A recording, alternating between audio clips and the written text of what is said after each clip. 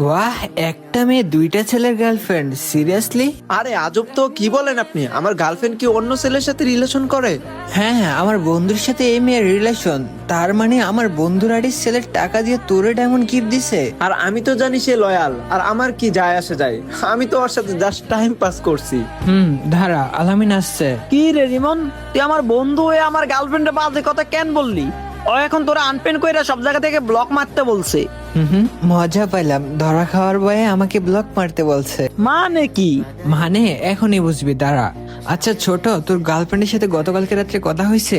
আরে প্রতিদিন রাতেই তো কথা হয় অফলাইনে। আচ্ছা তাহলে তোর গার্লফ্রেন্ডের মোবাইল নাম্বারটা বল। 01836. আর এটা তো আমার গার্লফ্রেন্ডের নাম্বার। দাঁড়া, তোর গ্রুপে ডাকি।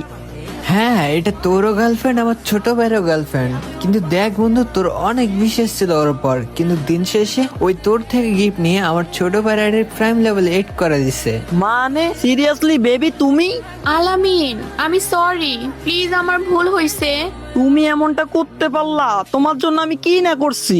আমি বুঝতে পারি নাই, প্লিজ আরেকবার চান্স দাও। চান্স লাগবে আরেকবার? প্রশ্নেই ওঠে না, গেট লস। আরে রিমন ভাই, আমি সব বুঝে গেছি, দাঁড়ান বাকিটা আমি দেখতেছি। বন্ধু সরি রে, তোর আগে থেকে সবকিছু বলা দরকার ছিল। আরে চিল, আর শোন, তোর ওই আইডির থেকে বেস্ট আইডি আমি তোকে নিয়ে দিব। লাভ ইউ বন্ধু, সত্যি বলতে দিন শেষে বন্ধুই সেরা।